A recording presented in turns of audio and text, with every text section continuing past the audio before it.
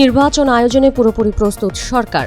শান্তি বিঘ্নিত করার যেকোনো চেষ্টা মোকাবিলার আশ্বাস প্রধান উপদেষ্টার। মনোনয়নপত্র দাখিলের শেষ দিনে রিটার্নিং কর্মকর্তার অফিসে ভিড়। খালেদা জিয়ার আসনগুলোতে প্রস্তুত বিকল্প প্রার্থী। ভোটের মাঠে থাকবে ৩৫,০০০ বিজিবি সদস্য। সীমান্তে কঠোর নজরদারির প্রতিশ্রুতি স্বরাষ্ট্র উপদেষ্টার।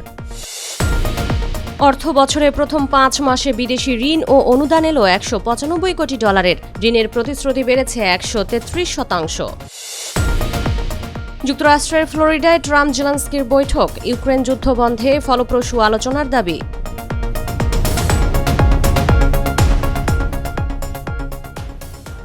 স্বাগত জানাচ্ছি দ্য বিজনেস স্ট্যান্ডার্ডের নিয়মিত আয়োজন টিভিএস রাত ৮টার সংবাদে। সঙ্গে আছি তামান্না খন্দকার। দেখছিলেন সংবাদ শিরোনাম, এবার বিস্তারিত। যেখানেই নিরাপদ লেনদেন সেখানেই টেলিক্যাশ। টেলিক্যাশ, নিরাপদ লেনদেন নিমিষেই। আসন্ন জাতীয় নির্বাচনের আগে শান্তি বিঘ্নিত করার যে কোনো চেষ্টা কঠোরভাবে মোকাবেলা করা হবে বলে জানিয়েছেন প্রধান উপদেষ্টা ড মোহাম্মদ ইউনূস। ২৯ ডিসেম্বর যুক্তরাষ্ট্রের chargé d'affaires Tracey Ann Jacobson ঢাকায় রাষ্ট্রীয় অতিথি ভবন যমুনায় বিদায়ী সাক্ষাৎ করতে এলে এ তথ্য জানান তিনি। সাক্ষাতে আগামী ফেব্রুয়ারিতে অনুষ্ঠিতব্য জাতীয় সংসদ নির্বাচন ও গণভোট, বাণিজ্য, বেসামরিক বিমান চলাচল, অন্তর্বর্তী সরকারের নেওয়া শ্রম সংস্কার এবং দুই দেশের সামগ্রিক দ্বিপক্ষীয় সম্পর্ক নিয়ে আলোচনা করেন তারা। এ সময় প্রধান উপদেষ্টা জানান, অবাধ, সুষ্ঠু ও শান্তিপূর্ণ নির্বাচন আয়োজনে অন্তর্বর্তী সরকার পুরোপুরি প্রস্তুত। বৈঠকে গত ১৭ মাসে প্রধান উপদেষ্টার নেতৃত্বের প্রশংসা করেন ট্রেসি অ্যান্ড জ্যাকবসন। ফেব্রুয়ারি নির্বাচন আয়োজনের বিষয়ে যুক্তরাষ্ট্র সরকারের সমর্থন পুনর্ব্যক্ত করেন তিনি। জাতীয় সংসদ নির্বাচনের মনোনয়নপত্র জমা দেওয়ার শেষ দিনে রিটার্নিং কর্মকর্তার কার্যালয়ে ছিল উপচে পড়া ভিড়।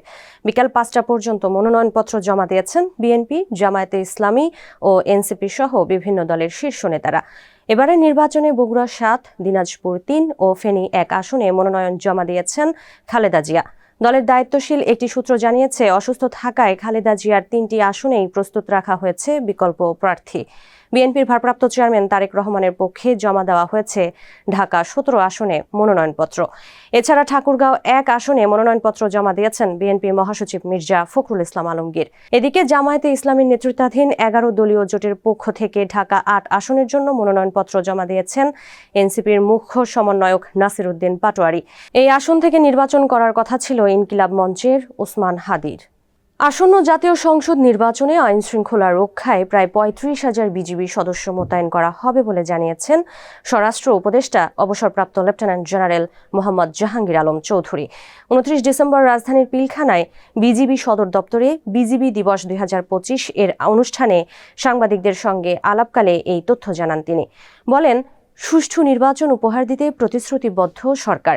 এ সময় বাংলাদেশ থেকে কোনো অপরাধী বা সন্ত্রাসী যেন সীমান্ত দিয়ে পালাতে না পারে সে বিষয়ে বিজিবিকে কঠোর সতর্কতা অবলম্বনের নির্দেশ দেন স্বরাষ্ট্র উপদেষ্টা। বলেন, বিজিবির উন্নয়নে সরকারের সর্বাত্মক প্রচেষ্টা অব্যাহত রয়েছে। সীমান্ত দিয়ে মাদক প্রবেশ বন্ধে স্পর্শকাতর এলাকাগুলোতে বাড়তি সতর্কতা নেওয়ার নির্দেশও দেন তিনি।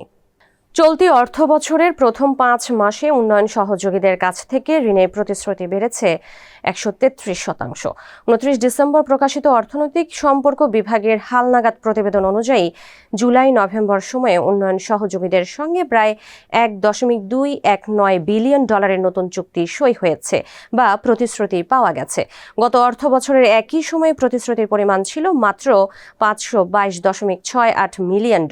সূত্র জানায়, গত অর্থ বছরে ছাত্র জনতার গণ অভ্যুত্থান, সরকার পতন, প্রশাসনে অস্থিরতা এবং উন্নয়ন সহযোগীদের আস্থার সংকটের কারণে বৈদেশিক ঋণ প্রতিশ্রুতি কম ছিল। তবে বর্তমানে পরিস্থিতি উন্নত হওয়ায় প্রতিশ্রুতি আদায়ের পরিমাণ বাড়ছে। সূত্র আরও জানায়, গেল অর্থ বছরের একই সময়ের তুলনায় বেড়েছে বৈদেশিক ঋণের অর্থ ছাড়। তবে জুলাই-নভেম্বর সময়ে যে পরিমাণ বৈদেশিক ঋণ ছাড় করেছে উন্নয়ন সহযোগীরা, প্রায় সম পরিমাণ অর্থ পরিশোধ করেছে বাংলাদেশ। রাশিয়ার সঙ্গে যুদ্ধ বন্ধে ইউক্রেনের প্রেসিডেন্ট ভলোদিমির জেলেনস্কির সঙ্গে হওয়া বৈঠকটি বেশ ফলপ্রসূ হয়েছে বলে দাবি করেছেন যুক্তরাষ্ট্রের প্রেসিডেন্ট ডোনাল্ড ট্রাম্প। স্থানীয় সময় ২৮ ডিসেম্বর যুক্তরাষ্ট্রের ফ্লোরিডায় অনুষ্ঠিত হয় বৈঠকটি। পরে সংবাদ সম্মেলনে ট্রাম্প জানান, ভূমি ইস্যুসহ দুই একটি জটিল বিষয় অমীমাংসিত রয়ে গেছে। বৈঠকে দুর্দান্ত অগ্রগতির কথা জানিয়ে ট্রাম্পকে ধন্যবাদ জানান জেলেনস্কি। আর অমীমাংসিত বিষয়গুলো নিয়ে আগামী কয়েকদিনের মধ্যে যুক্তরাষ্ট্র ও ইউক্রেনের উচ্চ পর্যায়ের প্রতিনিধিরা আলোচনায় বসবেন বলেও জানিয়েছেন ইউক্রেনের প্রেসিডেন্ট।